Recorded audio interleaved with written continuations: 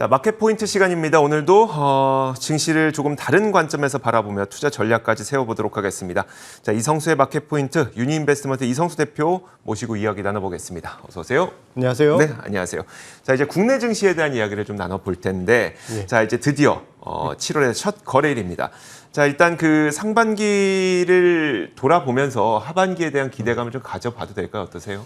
상반기 결과적으로는 긍정적이었죠. 네. 주가 지수가 14% 넘게 네. 상승했으니까 상반기는 훈훈한 그러한 장이었다라고 할 수 있겠는데, 자, 이번 하반기는 조금 뭐랄까 우리 이제 친구들끼리 한 얘기로 네. 어금니 꽉 깨물어야 된다라고 그래요? 이야기 아. 드리고 싶어요. 네.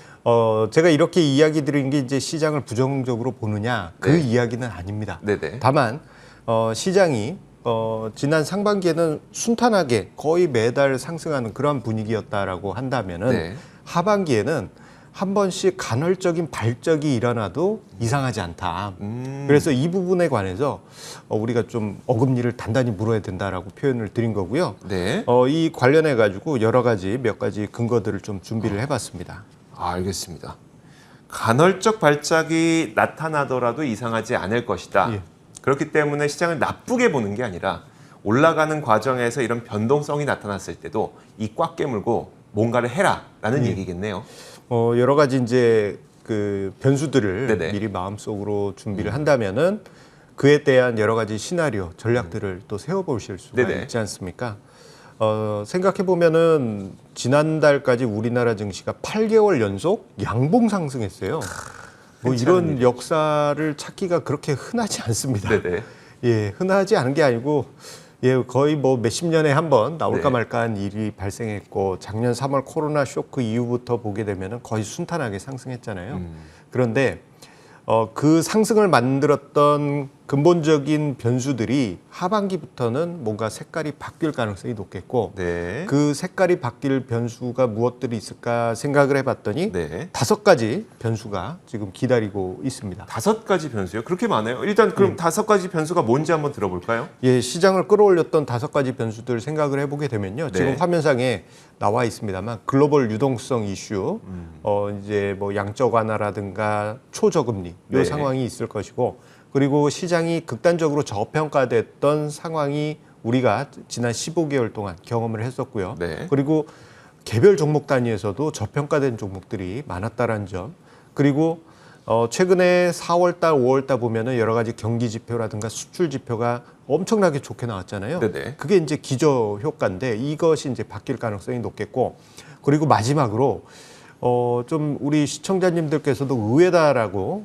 예상치 못했던 부분이다라고 생각하실 수 있는 게 5번째 부분입니다. 스몰캡이 유리했던 상황들 최근에 계속 있어왔거든요. 네네. 그리고 이제 제가 6월까지만 하더라도 시장이 출렁거리더라도 스몰캡에 관심을 가지실 맞아요. 필요가 있다라는 점을 계속 강조드려 그랬었죠. 왔는데 이게 조금 이제 분위기가 바뀔 가능성이 있습니다. 그래서 그 변수들을 하나하나 좀 체크를 해보도록 하겠습니다. 첫 번째 변수가 글로벌 유동성이에요. 사실 유동성은 우리가 테이퍼링 이슈랑 그냥 연관 지으면 되는 거죠? 글로벌 유동성 그렇죠. 한번 설명해 주세요. 예, 글로벌 유동성 관련한 이슈는 최근 한 2-3달 사이에 네. 뭐 양적 완화 중단할지도 몰라. 네네. 그리고 또 조기 금리 인상할 가능성이 높아지고 있다. 네네. 뭐 이런 이야기들이 계속 언급이 되면서 한 번씩 시장을 발작시키게 하기도 했습니다. 그런데 네. 이 과정을 보게 되면요, 월 초반에 좀 뭘까 매파적인 네. 발언들이 나왔다가 월 중후반에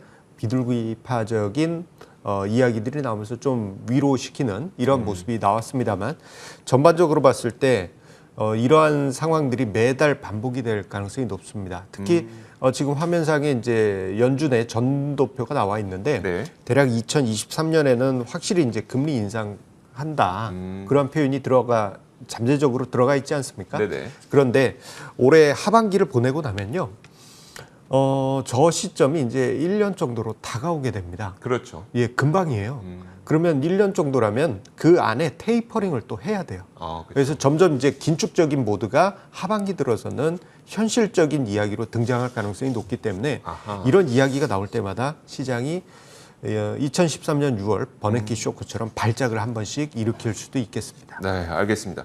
두 번째 이슈는 세 번째 이슈와 좀 묶어가면 좋을 것 같아요. 두 번째가 시장 밸류에이션이었었고 세 번째가 저평가였었는데 그럼 쉽게 말하면 지금까지는 좀 높은 고평가를 주기가 쉬웠지만 그게 좀 어려워진다 이런 얘기일까요?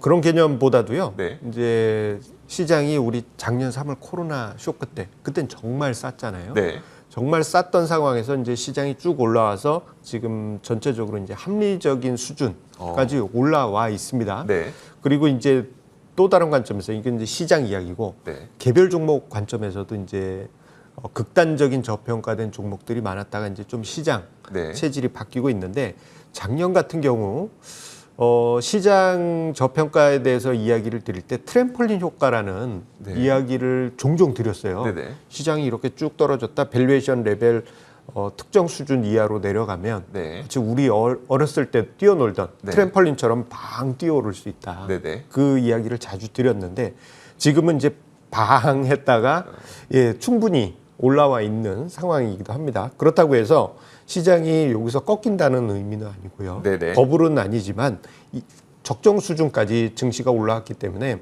시장이 싸다라는 맛으로 올라가기에는 좀 한계가 있겠고 그리고 개별 종목 단위에서 보게 되면요. 작년과 올해 초에는 정말 싼 종목들이 많았습니다. 네네. 그래서 물반 고기반식으로 해가지고 정말 눈 감고 아무 종목만 잡아도 정말 뭐 두 자릿수의 수익률을 만들 수 있는 그러한 시장이었지만 솔직히 얘기하면은 생각하고 투자하는 것보다 생각 않고 투자하는 게 훨씬 더 수익률이 좋았을 그렇죠. 네.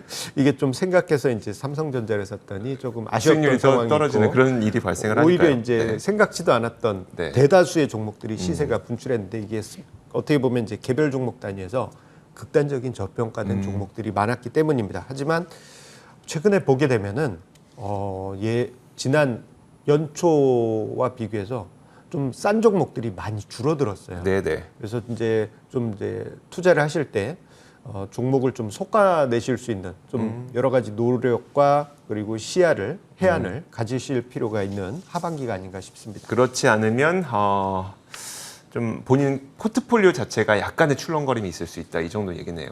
예, 그래서 뭐 지난 연초 같은 경우에는 대충 포트폴리오를 짜더라도 수익을 만들 가능성이 있었지만 네. 하반기 때는 포트폴리오를 세팅하고 보유했을 때 네. 뭐 대충 짠 경우에는 오히려 좀 마이너스 상황이 심화될 수도 있기 때문에 알겠습니다. 좀 섬세한 부분이 좀 필요하겠습니다. 네 번째 변수가 기저 효과인데 이거는 진짜 몇 개월 동안 얘기해 주셨어요. 기저 효과가 하반기에는 좀 사라질 가능성이 있다. 네. 예, 맞습니다. 이제 지난 6월 초에 이제 이 코너에 나와서 6월 달에는 기저 효과가 이제 꺾이기 시작합니다. 네네. 그 이야기를 드렸고 실제 이제 수출 통계 오늘 발표되겠지만 4월, 5월 고점을 찍고 이제 살짝 이제 꺾이는 모습이 나오고 있거든요. 네네.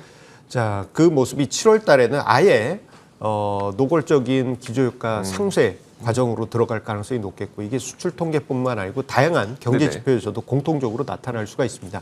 이 과정에서 뭐 시장 예상치보다도 낮은 어떤 경제 지표가 나오게 될 때는 간헐적인 시장 발작이 일어날 수 있어요. 여기에 이제 앞서서 이제 맨 처음에 언급드렸던 긴축 이야기하고 같이 맞물리게 되면은 네네. 이게 쇼크로 발생할 수도 있습니다. 그래서 이 기저효과 상세가 만약에 시장 기대치보다 살짝 높은 수준에서 네네. 유지가 된다면 충격까지는 아니겠지만 하강 곡선에 있기 때문에 조금 이제 부담스러운 부분이 남아 있겠고 대신에 이게 절대적으로 부정적인 것은 아니고요. 네.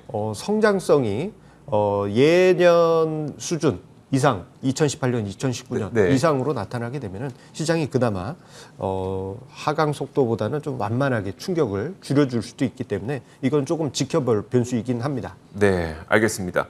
자, 마지막 다섯 번째가 바로 이거예요. 스몰캡에 유리했던 상황인데 이 스몰캡에 유리했던 상황도 이제 하반기 들어서면 별로 그렇게 좋지는 않을 수 있다는 거예요. 조금 긴장해야 됩니다. 이게 어떻게 보면은 앞에 1, 2, 3, 4는 자주 언급드렸던 이야기 때문에 이거 뭐 했던 얘기 또 하시는 거 아닙니까? 라고 생각하실 수 있는데 이 다섯 번째가 이게 조금 긴장되는 내용입니다. 지난 달까지 그리고 어제까지 스몰캡 정말 분위기 좋았잖아요. 네네. 뭐 그렇다고 해서 뭐 갑자기 바뀌는 것은 아닙니다만 여건이 좀 바뀔 수 있다는 점, 이 점을 체크해 볼 필요가 있는데 두 가지 관점이 있습니다. 첫 번째로는 대주주 양도세 이슈예요. 네. 이게 이제 매년 연말이 되면은 상반기 때 대주주 양도세 이슈를 망각합니다. 네네. 작년 연말에 뭐 한참 시끄러웠잖아요. 맞아요. 그러다가 이제 10억 원으로 유지하고 끝났는데 네. 이게 이제 또 올해 연말이 되면은 또 이게 부각이 될 수밖에 되겠네요. 없습니다. 그래서 보통 이제 개인 투자자분들 중에 보게 되면요. 하반기 때 좀 네. 이제 올해 농사 다 지었으니까 매도하시는 분들도 있고 네. 그리고 이제 엉겹결에 10억 이상 예, 개별 종목을 그렇게 보유하신 분들도 계실 수 있기 때문에 연말로 갈수록 개별 종목 단위에서 스몰캡에서 이유 없는 급락이 나올 수 있겠고요. 정리하는. 예. 그리고 또 하나는 요 부분이 있습니다. 이 공매도 관련한 네네. 이슈가 하반기 때 모든 종목으로 확대가 될 가능성도 우리가 생각해 볼 필요가 있어요. 이게 좀 민감한 부분이긴 한데 네. 5월 달에 재개될 때 제한적으로 시행됐지 않습니까? 그런데 하반기 때는 이게 넓어질 수도 있다라는 네네. 점을 감안한다면 하반기 때는 스몰캡이 조금 상반기 같지는 않을 수 있다라는 점을 각오하실 필요가 있겠습니다. 알겠습니다. 이런 변수를 갖고 그럼 투자자들은 어떻게 해야 될까요? 좀 짧게요. 예. 전체적으로 보면은 이거 안 좋은 거 아니냐 이렇게 네. 생각하실 수 있겠지만 결과적으로 연말에 시장이 상승할 가능성은 있어요. 네. 대신에 이제 중간 과정이 상반기처럼 쉽지는 않다. 그 점을 좀 각오를 해주시고요. 각오하면 좀 또 시장을 대하기가 편합니다. 그래서 몇 가지 좀 3가지 방법을 좀 제시를 해드리면 네. 일단 종목을 좀 다변해 주시고 네. 그리고 두 번째로는 포트폴리오에 안전자산을 한 10% 이상 네. 조금 이제 가져가실 필요가 있겠고 마지막으로 시장을 대하실 때 흑백 논리로 접근하지는 네네. 마시라 이렇게 이제 정리를 해드리겠습니다. 알겠습니다. 자, 지금까지 유니인베스트먼트 이성수 대표와 함께 이야기 나눠봤습니다. 고맙습니다. 자, 저희 굿모닝 글로벌도 여기서 마치겠습니다. 이어지는 출발 성공 투자도 많은 시청 부탁드리도록 하겠습니다. 함께해 주신 여러분 고맙습니다.